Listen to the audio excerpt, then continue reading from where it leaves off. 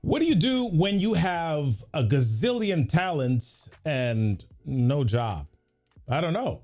What do you do when you have a lot of interests? How do you align them? How do you connect them and make sure that you can support yourself and create impact in the world? Well, guess what?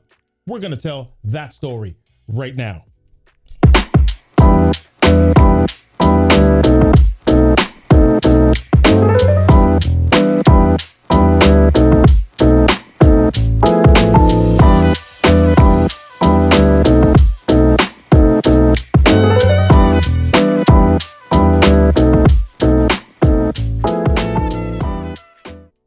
Hey y'all, what's happening? It's Robert Kennedy III, RK3. That's me, and welcome to another episode of the What's My Story podcast. So glad that you are here today. My goodness, I don't know if you are like me, but I'm anticipating this episode today because today's episode features a storyteller, just like myself. Yes. So we're going to have an amazing time. But first, before we get to the guest for today, before I introduce my fabulous guest, I want you to do me a favor.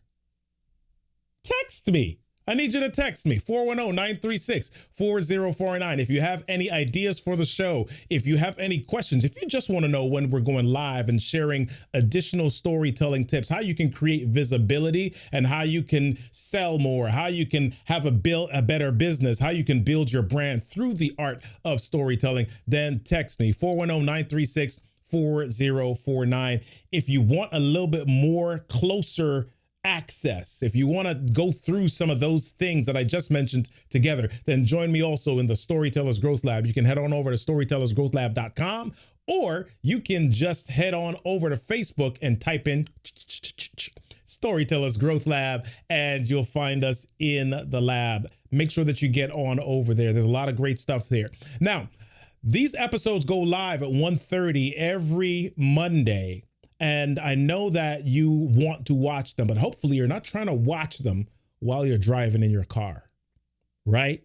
So because we want you to be safe, we've got the audio version of the What's My Story podcast. Every Thursday morning at 7 a.m., we release a new version. The version or the show that was on Monday, the audio version is released on Thursday. So listen out for this particular episode, today's particular episode, this coming Thursday at 7 a.m. You can go to what'smystorypodcast.live and you can access all of the previous episodes right there. So let's get to our guest for today. He is an award-winning filmmaker. He's been all over the world. He's been, a boxer. I need to learn how to box. Maybe I'll get him to teach me how to do that today. He's done so many different things, but the biggest thing that he does and why we vibe and we connect is that he is a storyteller. Yeah. How do you become a filmmaker without becoming a storyteller, right? Yeah. Well, let's talk a little bit about that today. My guest, my dude, my friend, Rain Bennett. How you doing, my man? Yeah, I'm great, man. I'm just so excited to be here. I have so much to say already. Yeah. But I'll let you drive it. But I just got to say, before the show started, I was just grooving so much and I forgot like your background in music, but it is so clear in that intro, man, because I'm just sitting there like bopping, getting ready for the show. And I also have to say that your intro was outstanding, my friend. Just beautiful. Love it. Love it. Well, listen, man, I'm so glad that you're here on the show today. We're going to learn quite a bit about you and the purpose of this show. Not just this show, but all of the What's My Story podcast episodes is really to figure out what is a moment in your life that allowed you to be able to navigate to where you are. What was something that clicked for you? And we're going to go through that. But before we do that, I want to share something that is from your website. You have a video that you really share your background and kind of your story. And I want to share maybe about a minute of that or so. So let's do that. My name is Bennett, and I'm a documentary filmmaker. In my life, I've had many interests, but the two I've loved most were sports and stories. As a kid, I struggled with my identities as both an athlete and an artist, and I kept those two worlds separated. I realized I wasn't going to be a pro athlete, so I went to college for media production, and then I started working on indie films and training under documentary filmmakers. But I still felt pulled to the world of sports, so I started training people in boxing and fitness classes in 2008. I fell in love with teaching people and watching them improve. Soon, I had the chance to marry my two passions, filmmaking and fitness, when I moved to New York to make a film about a fitness subculture called freestyle calisthenics. I took a camera and a backpack and traveled all over the world to make a movie about the lives changed by this culture. My life was changed too. After 5 years and challenges like I'd never experienced, we won Best of the Fest at the Hip Hop Film Festival and sold the movie to Red Bull TV. But the best part about that journey was seeing people use fitness as a way to express themselves and grow as humans. My heart lit up when I heard these stories of change, and I felt alive when I helped people initiate that change. I knew I wanted that feeling in everything I did moving forward. Oh yeah. Oh yeah. Man, about 90 seconds and I feel like we were so filled up. And so I guess the first question that I've got to ask you before we even go back into your story is, how do you jam so much goodness into 90 seconds? It feels like you told us an entire sequence of events, man. That's a great question. And it's something that a lot of people struggle with. A lot of content creators, business marketers, communicators. And I think it really comes down to knowing the essential elements of a story, like what people are going to latch onto, what you need to have that arc, but also what's going to resonate with people. So, to the point of length and getting a lot in there, you want it to feel, you don't want it to feel too fast. You don't want it to feel too slow. You can have a 90-second piece that doesn't feel rushed and have a lot of information in there. And you can have a 90-minute piece that feels like it just there's nothing in there, right? And there's too much space. And so it is kind of finding that sweet spot. There are a couple of things you said in your intro after I came on that I just wanted to bring attention to. And you said today we're going to learn a lot about me. And what my hope is for the show is that, yeah, I can tell my story and what happened for me. But the goal for me is to help the people listening learn about themselves. So that's really the goal. And you also made this point, and this whole show seems to be about these moments you said. And I love that. I'm over here furiously writing down notes. That's such a good point, because stories are also all about moments, right? These little small moments of change, right? If you can reduce any movie that you love, any novel or film, down to these small moments that are really the essence of what the story is about. So I love that that this whole show is about that, because your life story is the same as a story in a movie. It comes down to these little moments of decision and transformation. So let's talk about that decision for a second, because I think what happens is, and part of the premise of this show, even the beginning of that video, you said that you had these varying interests, right? Yeah. And if you're growing up anything like me, you had a family that said, you've got to do this, you got to go to college, and you got to do this job. And in your mind, you're like, yeah, I got to do this job, but I got to do that one thing for the rest of my life. But there's something that's always pulling at you. Like, geez, I can't do just this one thing. I have these varied things that grab at me. So tell me, take us back to kind of your moment before you got into the sports. Where did you really begin to tell us a little bit about that struggle that you were feeling? Absolutely. And I think it's like, I don't agree with that. You always hear the cliche, jack of all trades, master of none. And I do Mhm. think undoubtedly, if you're a specialist and you can do deep work in an area, that is a way Yeah. to excellence.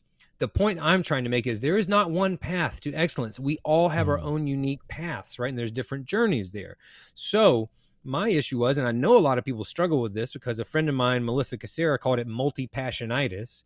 My Yeah. issue always is that I had too many passions, and the problem that can present is that you can bounce from thing to thing and never get that deep work or that focused work done, i.e. never Right. make any real progress with that. For me, I always was an athlete and I always was an artist. Ever since I was a kid, I was attracted to both. The problem for me was I never saw anyone navigate those two kind of clear identities together. So Right. I compartmentalized them. I kept them apart. My, nerdy theater friends would think I was a jock because I did push-ups and played sports all day. And then my Yeah. like jock friends would think I was like nerdy because I'm into musical theater and all these things like that. The moment for me, the epiphany for me was understanding what you really need, that you can be that person that has a bunch of interest, but the goal, what you need is that alignment of all of those things. And then you can focus on a clear path forward, because we all know if we're trying to get up a mountain, we can't climb several paths and start and stop and start and stop, but we'll never get to the top. So you do need that one central lane, but it doesn't mean you can't be interested in a lot of things. You have to find that one thread that ties them all together. That is the key. Wow. And I'm in full, like 2000% agreement with that, because I think you and I have shared some of our stories in the past, and we kind of have both found this common thread that runs. So what I want you to share though is, how do you get there? How do you find that common thread, that alignment? What was that for you, and what was the beginning or the genesis of that process for you? That is the question. And it is a Yeah. lot of work. I'll say this. And now that I'll flash forward for just a moment. Now that I help people do this process, that I've been through Yeah. it and I help people do it, many of my coaching clients have called it or compared it to therapy. It is very Mhm. therapeutic. It gets a little messy. And for that reason, it's challenging to a lot of people who aren't really prepared to open up, and look inside a little bit, right? Yeah. The process for me, what I call it, is finding your unique intersections. And this came Mhm. directly from working with a coach. So it took a mentor of mine to help me see this clearly, of understanding, because when I was telling him about the struggle with athlete and artist, he kind of sat back, as good coaches and mentors tend to do, very like calmly, and was just like, that kind of seems like a really unique intersection. And just the Yeah. way he said it made me realize, like, that's a virtue. That's a good thing. That's something to work Yeah. for me, not against me. This whole time, Robert, I've been fighting these two forces when I'm just like, let go of that restraint, that control. And what if they come together and you become this kind of health and wellness, health and happiness filmmaker? Well, Yeah. there's not hardly anybody I know with that lane. And so that is the point that I'm trying to help people understand, is that you have your own unique story, your own unique intersections, and you can carve out your unique lane so that you don't have competition. You have your own path that you're going forward. I fully believe we all have those paths. So for me, it was that moment of having someone a little wiser, maybe a little more objective, who could sit back and look at my situation and say, that's a unique intersection. So from that point forward, I looked Mhm. at, like, what were the unique intersections of my skills, passions, and experiences, and how did they tie together in a way that here's the key, that influenced the way I viewed the world. What was my Wow. unique perspective and thesis about the work that I do, right? Because we Mhm. all have a unique perspective. And I have a talk coming up, a TED talk, a TEDx talk, that's about, no one caring about your expertise. What they Mhm. care about is your unique perspective. And Right. once we get to that, we can really understand who we are and who we can serve. But most of us, Robert, don't understand why we feel a certain way about a certain topic, even the work that we do. We just Yeah. go about our lives and do it kind of in autopilot mode, but we don't understand, like, oh, I do it this way because this is my essential belief. This is my thesis, right? Yeah. Yeah. So I want to ask you the challenging question here. We have these ideas, we got these passions, And some of us happen to hit a sensei or a guru that says, okay, this is how you make this make sense. For a lot of people, the fear is there's this financial piece in there, right? Right. There's this friend that visits our house called William, right? Bill for short, right? Right? Yeah, frequently, and all the time. Yeah, he won't leave you alone. So we're trying to figure out how to pursue our passions while paying for our sustenance. And I want you to go through how you figured that out. What was that moment like for you in pursuing your passion, but still making money, right? But before you go into that answer, let's take a quick break. Are you a content creator, speaker, or thought leader? Do you pull your hair out every time you try to edit a video, or get really disappointed when your videos don't get the views you're hoping for? It's okay to admit that you need help. If you're ready to stop wasting time and start spreading your message, it's nice to meet you. I'm Kayla OBrien of Kayla OBrien Media. I help creators in a variety of businesses get a foolproof game plan for their video content. Does that sound like something you want? No matter where you're starting from today, you need to know what your goals are, how to get the highest production value, and how to edit your content to fit correctly on each platform. No matter what your budget, there are options that can help you get started today. If you're ready to take your content creation experience from this to this, visit KaylaOBrienMedia.com and let's connect.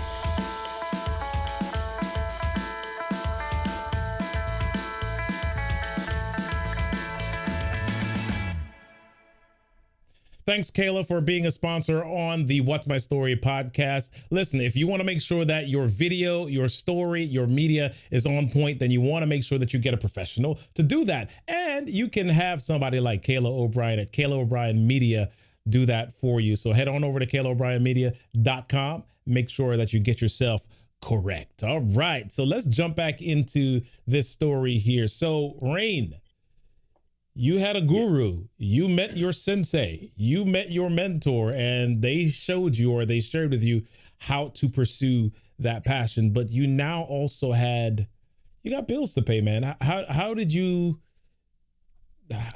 do that? Or how did you find the courage to begin doing that? To begin trying to make a business out of it? Yeah. Or because I think that there could be two ways to approach this question. One, we could offer advice to people on, like, when you don't have a lot of money to have a coach, like how they can pursue it. But then there's the second part, which I think is where you're getting at, is like, how do you build a business out of it? There we go. That's what we're on. Okay. So once you find those unique intersections, you want to use them to basically identify what I call your core belief statement. And that is what we've already alluded to, your thesis about the work that you do. Right? Mm-hmm. Here is what I believe, and therefore here is what I offer to these people. Right? So that statement is the thread that ties all these passions together. That is your narrative thread, your narrative drumbeat that you bang over and over again, but it's what keeps all those pieces together, so that I can now be a podcast host, a storytelling coach, a filmmaker, a writer.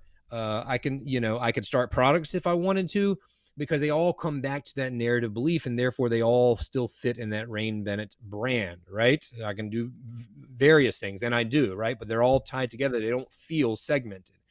So then the next step is identifying clearly and specifically who would benefit, what types of people would benefit from your unique perspective on the work that you do. It ain't everybody. It's not going to be everybody.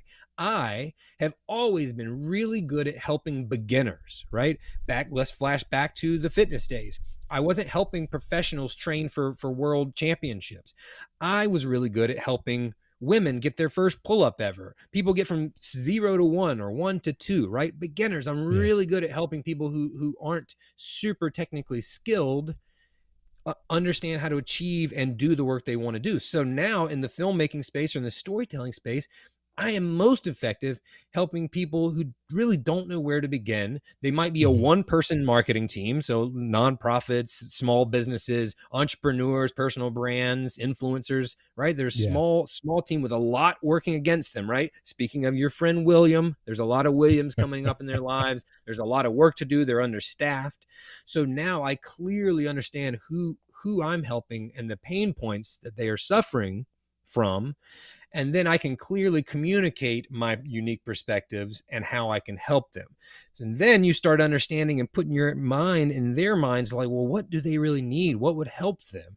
Then you can start to understand, what are ways that I can monetize that? Is it a product? Is it a service? Can I scale it? Is it a hybrid model? Like, what are the things that would really help them achieve the goals they have and overcome the problems that they're facing? Right. So let's shift gears just a little bit. I wanna have you tell us a little bit about what you do in the realm of storytelling. So you're a filmmaker, and you no doubt come across YouTube videos, Facebook lives, Instagram lives, and you see all of these videos online. What do you think is most commonly the missing ingredient for most people in order to make their videos better? What's one thing that most people can do to upgrade or up level anything that they're doing video wise online? Sure. Yeah. I have a lot to say about this. The thing is, the question that you asked is a question that so many people ask some version of in my workshops and things like that. Is like something along those lines. Like, what do I need to make my things better? We are so constantly consumed with the idea of finding a tool, a fix-all tool that's going to do our job for us and make our job easier. It ain't happening. It don't exist. Okay. You still have to swing the hammer at the end of the day. Okay. So what I try to help people understand first and foremost is the skill of storytelling. Okay. The tools don't matter until you understand that skill. And when you do understand that skill, and this is why I said I help beginners, right? You can use this if this is all you have access to. Then as you get better at the skill, you add tools to the toolbox. So the first thing for me, Robert, and I think that you may agree with this because I know we're in the storytelling space, is always story. And that doesn't mean you have to tell an epic saga, right? This huge story with layers and, characters. It just means you need to follow a storytelling structure, right? Of hooking them emotionally with a problem that they can relate to, taking them on a journey that shows them the path forward and the trials and tribulations they may go through, and then showing them a resolution to that problem that leaves them hopeful that they can have a similar resolution, right? Problem, journey, resolution. Keep it simple. But that component, understand, because listen, this is how humans communicate. The biggest problem that people face when using video is not the mobile editing app or not the graphics to use or what camera they should shoot with, is understanding how to communicate to other humans. Okay. Then it doesn't matter if you use fancy graphics or if you have jump cuts or if your color correction isn't great, because people will listen to it if you unveil your messaging in the narrative format. We will listen to it. That is how we are designed to process information as humans. Point, period, end of story. Get it? Love it. I love it. So when you create your videos, and so you're obviously using a storytelling format, and we talked a little bit earlier, we showed your video and we said, my goodness, you've got so much power packed into 90 seconds. For somebody who is not an expert at this, somebody who's not a filmmaker, and I know you said you do a lot of work with beginners, how can I get the most bang for my buck in the shortest period of time? What is something that I can do to really help connect with my audience and get the point across in a short period of time? That's a good question, and a lot of it depends on your ultimate goal with said video, right? But always is making your audience feel that you understand them. So that means your video, even if it's about you, like my bio, that was my video bio. It's on my About Us page, right? It's about me, right?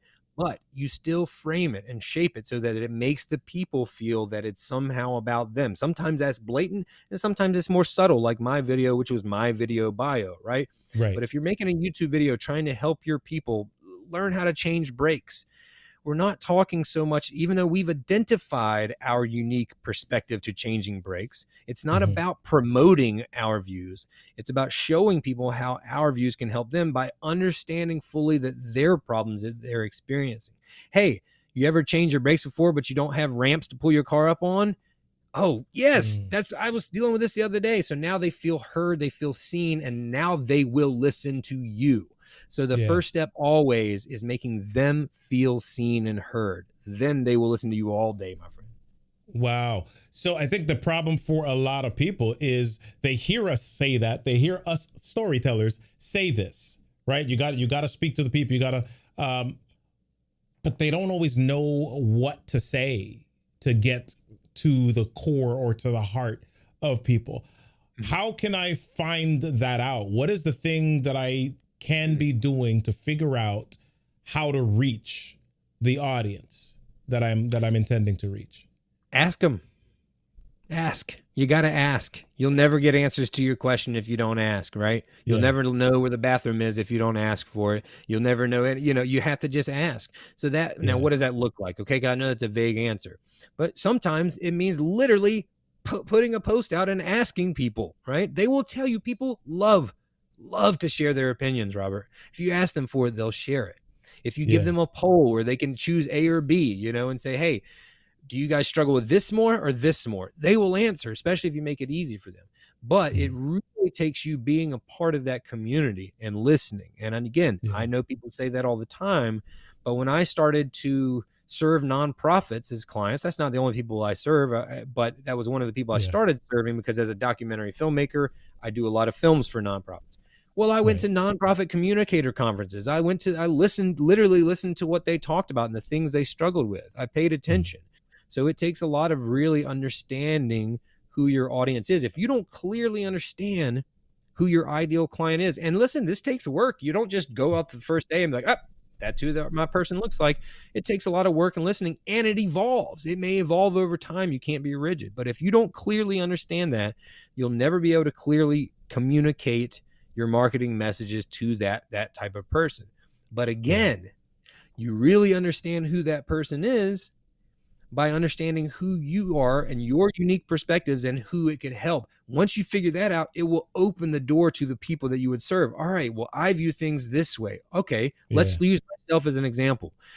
I'm not very skilled technically as a filmmaker, never have been. Always thought it was an issue, a flaw, imposter syndrome runs rampant, until I figured out, like, it's kind of a real benefit for me to focus on the story and not worry so much about the gadgets or the crew, and just tell the story. And also, who could that help? Well, now we have a slew of content creators in 2021 that aren't professional artists and writers and filmmakers, but everybody almost is a content creator.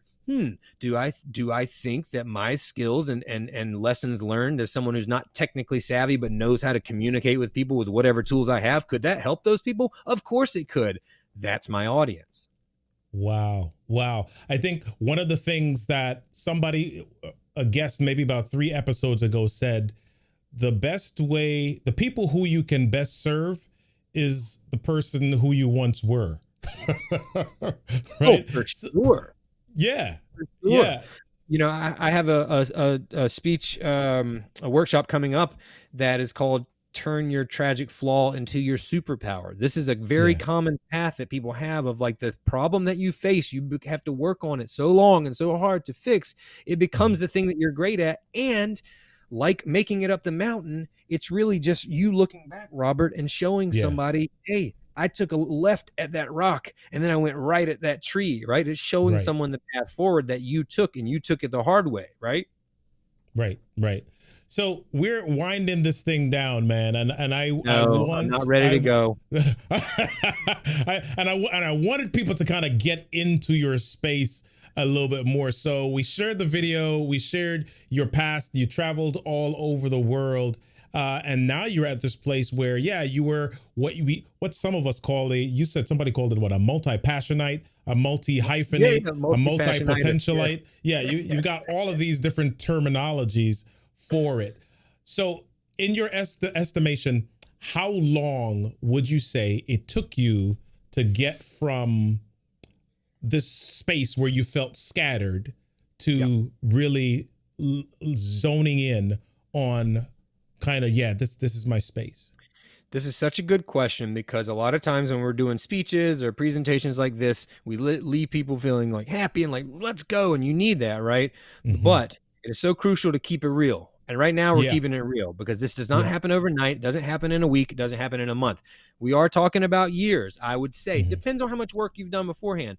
But like Right. everything, this is a real process. Building a business, how long do you think it takes to make a film, documentary film? You're talking about 2 to 4 years, like guaranteed. Wow. Like these things take time, but also it takes time because it's an ever evolving process, right? Yeah. Your epiphanies that you'll have in year 1 change in year 2, right? Yeah. You're constantly growing. So don't look at it as like, oh my God, it's going to take me 3 years to do this. Look at it as like, hey, you're trying to build a 30, 40-year career. 3 to 4 years is 10% of that, right? So like if you're going up the mountain, making it, up that first, quarter of a mile is not a problem. You got a long ways to go, but let's be realistic. It takes some time. It takes real time, because you can't rush this sort of thing, because a lot of it it takes a lot of iterating and researching and thinking. It takes some time. I'm not saying it takes that long for everybody, but I am saying very clearly that it does not happen overnight. Yeah. Well, listen, this has been a fabulous story. And I know that based on some of the notes and comments here that I'm seeing, people want to know a little bit more about you as well. So tell us a little bit about who you serve, how you work with people, and where we can find out more about the Rain Bennett. Oh my goodness. Hey, what time do we cut off, Robert? Because I have one more thing I want to add, very tiny thing, but it's not about the question you just asked. Let's go. Let's add it. All right. Well, you want to do it now? It's pertaining to something you said in the beginning. You mentioned boxing. You said, I need boxing. I'm going to give you 2 very fast tips on boxing that will help you immediately. 1, keep your hands up, right? Rest here. If you're ever in a street fight, keep your hands here so you can block yourself. Number 2, the shortest distance between 2 points is what, Robert? A straight line. Straight line. Right. So don't swing like this. Straight shot. Boom. Now There we you're a go. better boxer immediately. Protect yourself. straight punches. This is the thing that everybody gets wrong if they're just randomly being attacked. All right. So the way I serve people is, in, as you can probably guess, a myriad of ways, multiple ways, right? A multitude of ways. 1, I'll go top level down, video production. I'm a filmmaker first and foremost, so I help organizations and people tell their stories through video most.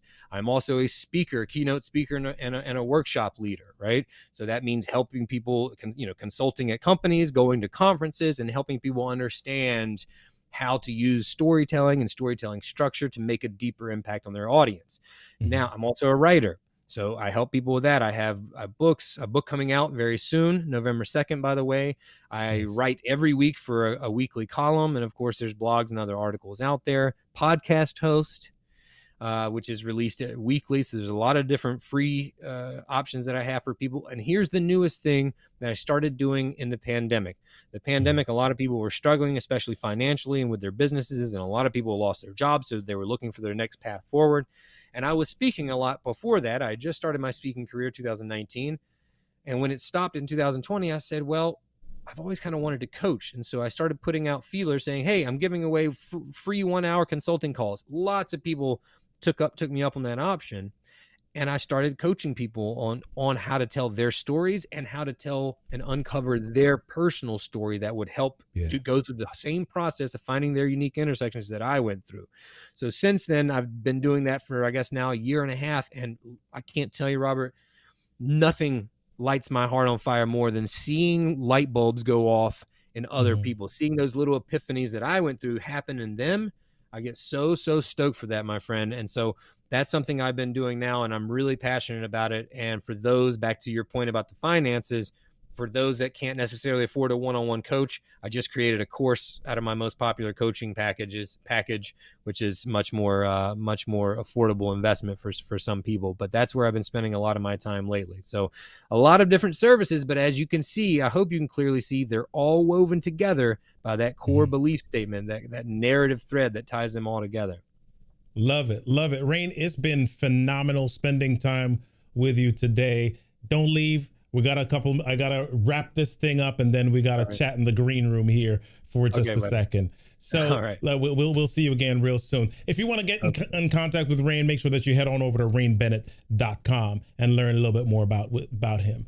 Hey, listen, You are amazing. You are phenomenal. And the life that you're living is a story. You've got to be able to share that story, because that story is not just happening to you. You might be the star of your story, but your story is not for you. If you are the starring actor of a movie, the movie is for other people. So you want to make sure that you share that. You want to do that so that people have the opportunity to be transformed by your life, by your experiences, and how you navigated your way through them. Do me a favor. We have coming up in just a few days the Start Where You Are challenge. If you know that you need to share your story and you feel like, my goodness, I don't have the right equipment. My goodness, I don't have the right mic, the right lighting, the right microphone, and all of this other stuff that at the end of the day are excuses for you.